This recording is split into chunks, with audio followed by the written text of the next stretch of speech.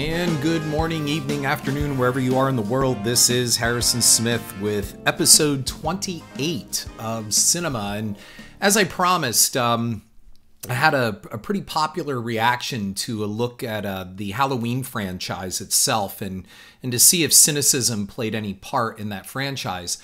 And I said I would take another look, come back, swing back around to Halloween 2018, which has its fans and detractors. And again, cinema is not about movie reviews, but a look at cynicism in the production of our entertainment and in the consumption of our entertainment.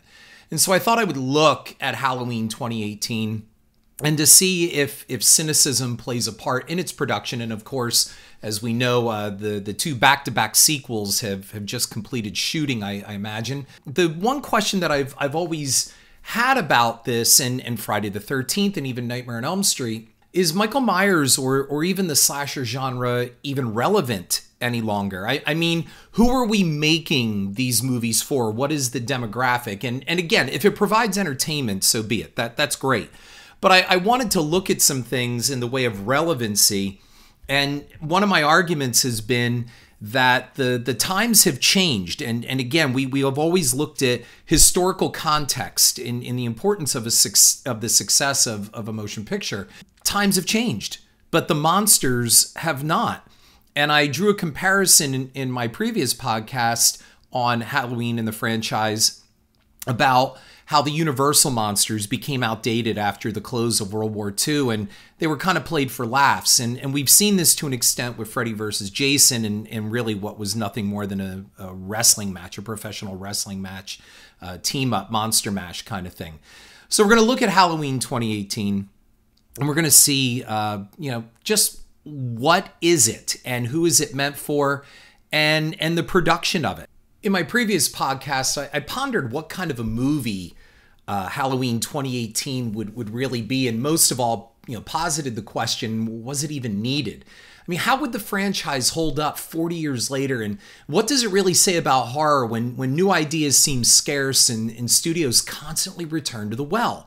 And again, if something brings a good time, that's great. If it's entertaining, and I do have to give props to the Halloween franchise, whether it had a number of better films or worse films, it's still around and it's making money. So let's look at Halloween 2018 and its production and its the whole conception of this. I mean, a number of people online instantly came out bashing the film, calling it quote-unquote bad. And I think we have lost the real understanding of what a bad movie truly is. We've come into this nebulous kind of gray area where people think, certain films are so bad they're good. And what they don't understand is sometimes a movie is just shitty and bad. And that's Jaws the Revenge, which inspired this entire podcast. Jaws the Revenge is not so bad it's good.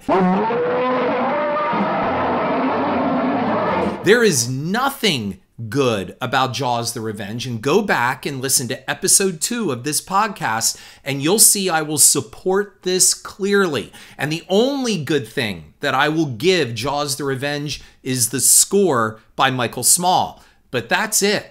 I often remind people that there is a huge difference between so bad it's good and just plain bad.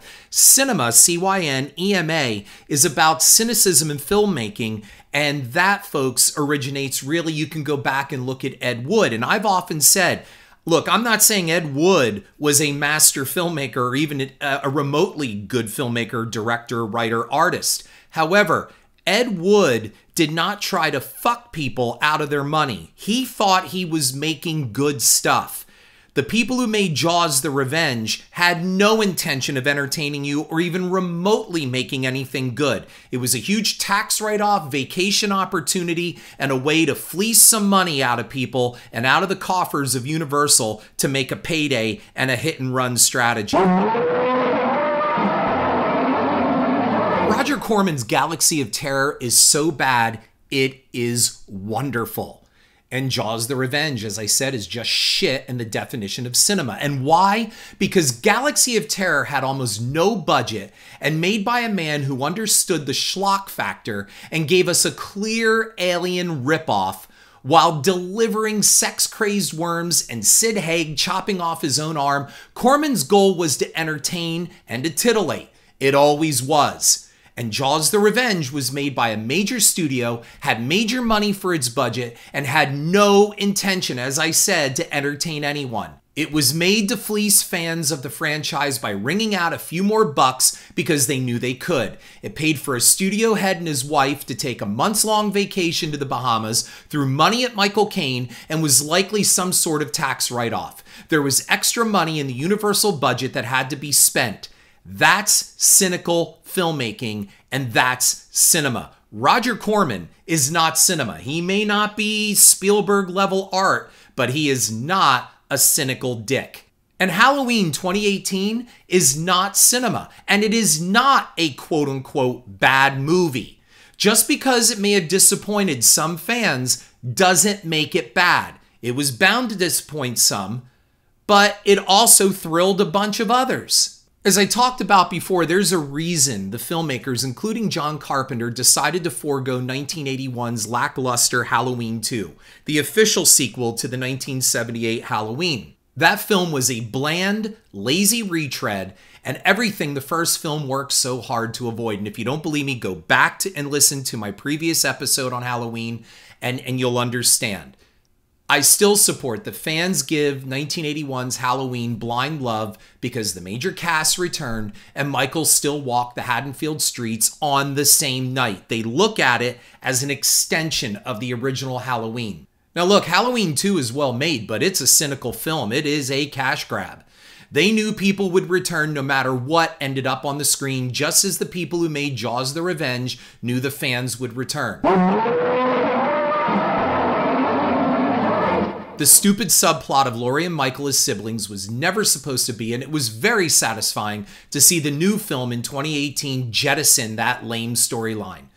That was done to flesh out a weak script for Halloween 2. And man, they even mentioned that in the previews for Halloween 2018. They're letting the audience know Halloween 1981, Halloween 2 1981 has nothing to do with any of this. We're kicking it out. Halloween 2018 is not a cynical film, and it is not a bad one. It is made with detail and caring, with a true respect for the Long in the Tooth franchise. The effects are top shelf, the production value from camera department through sound is all fantastic. The new film is better than the 1981 sequel and is the rightful sequel to the original Halloween film. There's a reason why all the sequels, not counting again Halloween 3, which is not a Halloween sequel, were ignored. Now, however, the filmmakers were really kind, and they gave a really nice reference to Halloween 3 by using the Don Post masks in 2018's film. However, again, Halloween 3 is not a real sequel to the Halloween franchise. It has nothing to do with any of that, and you can go back and listen to a previous podcast I have simply on Halloween 3, which supports why I feel it's actually a pretty damn good and fun horror film. And speaking of masks, Michael's mask itself is almost its own star, and it's treated that way in the 2018 film. This mask is the best looking since the original, and don't believe me? Look at that shitty Party City knockoff used in the overrated and equally lazy Halloween 4.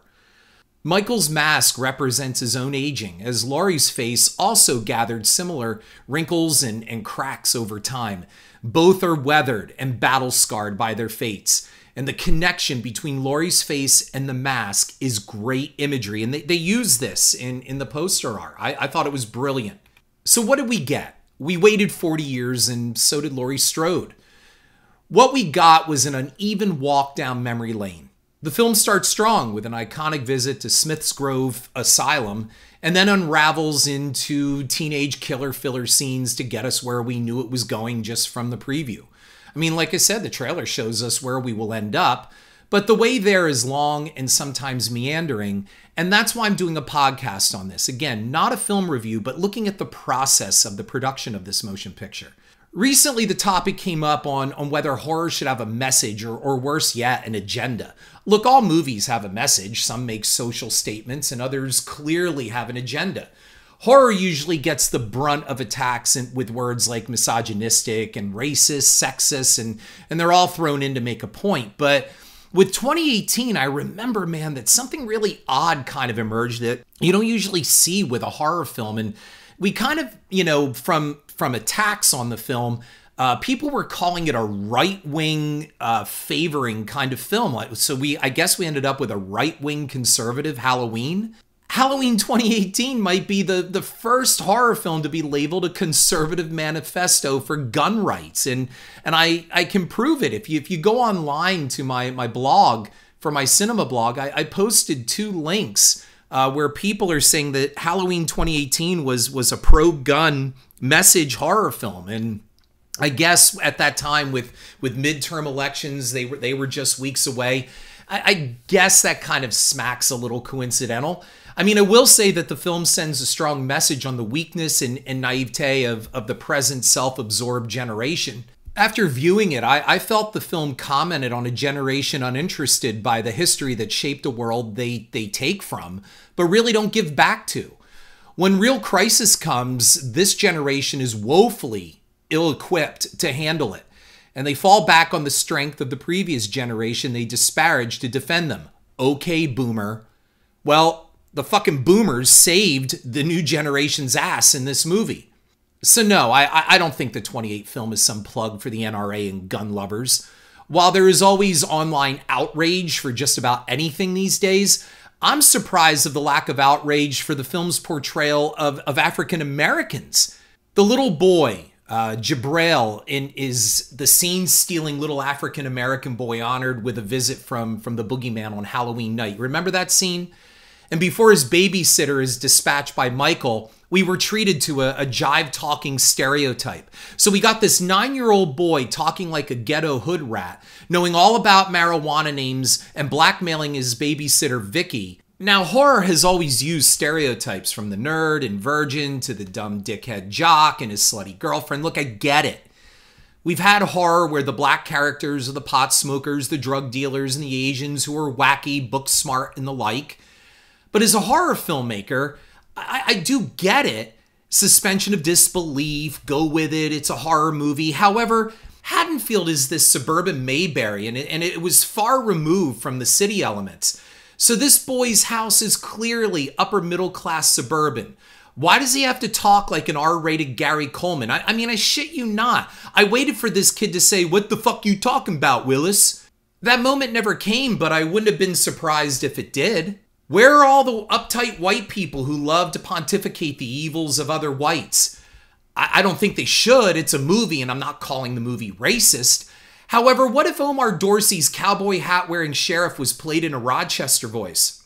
"No, sir, Mr. Benny, we gots to get that Michael Myers." Dorsey is played as this flamboyant showboat of a man with law enforcement bling. He looks more like a Vegas high roller than a sheriff. I mean, he's like David Clark, right? I'm not sure why it had to be this, since the other sheriff is your average sheriff-type guy. I mean, Dorsey doesn't do much except call attention to his hat and fancy attire and wag his finger at his officer to bring Michael in. The line between stereotypes for entertainment and minstrel blackface shows is a thin one. I mean, if you're gonna bitch, then you better be consistent, online outrage community. You know, speaking of which, we've got Jamie Lee Curtis and her new version of Laurie Strode, and I basically call her Jamie Oakley. So before I get into Jamie Lee's character and all that stuff, I want to ask you, for everybody listening, and that is, why is it, or is it, a stereotype or trope or cliche that whenever we have to feature a strong woman in movies or television, or better yet, when we see a woman make a transformation, why do they turn from like their previous meek character into Sarah Connor? It seems like Linda Hamilton's Sarah Connor is the template to show the drastic contrast between the original personality and then the kick-ass taking names personality. And I'm going to be offering up something in a little bit, which I proposed would have been a much more interesting take than having Jamie Lee Curtis turn into what she did in Halloween 2018. I wonder why the production went down that route to turn her into this hard-boiled, quasi-crazy swamp person. It's just a term that I use. I don't know if that's even the right term, but she kind of just turns into this survivalist, and it seems like that's the big thing to do with women to show that they've become strong. They've got to almost become masculine to show that they're strong and they've conquered their meekness, or they're no longer an introvert, or they're no longer afraid. I don't understand why we can't have an image of a woman that went from, and I know that there are some things out there like this, so this is not a blanket statement.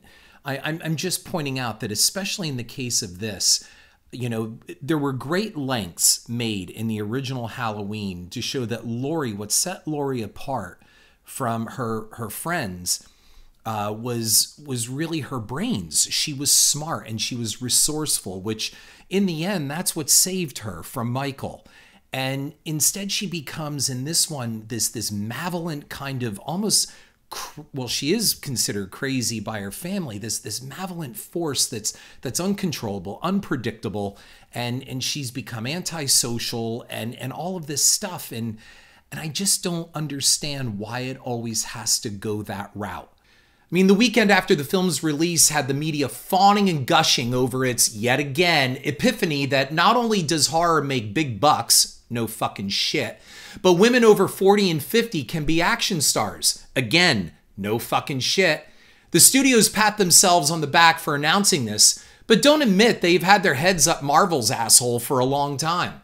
Linda Hamilton showed us what happens when a traumatized woman fights back, spending her life preparing for a showdown apocalypse. And Sigourney Weaver set the tone with her fated centuries-long battle with the xenomorphs. Jamie Lee Curtis gathers up an arsenal, turns her property into a fortified shooting range, and the media gushes about strong women. And I guess all the other women who have paved the way stand by and go, really?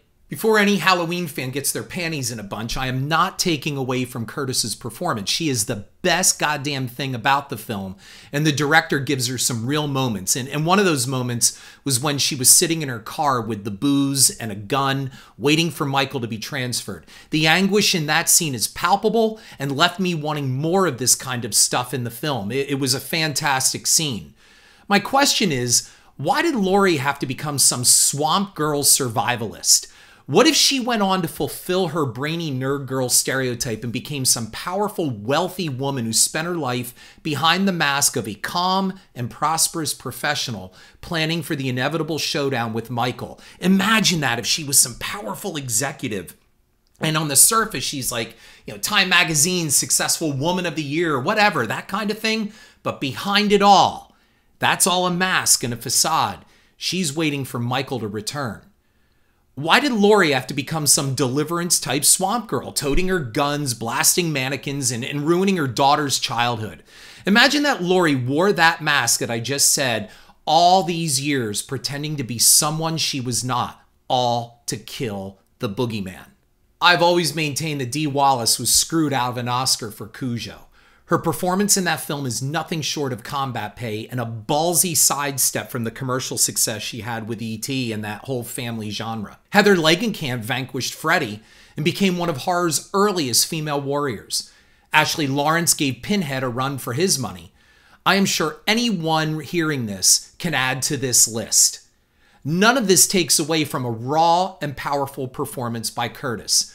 My outrage, and I'm being very sarcastic here, is again for the media and industry that act like this is all a new thing. Oh, strong women. Oh, wow, this is fantastic. Like, they always do this. Shit, man, they've been around a long time.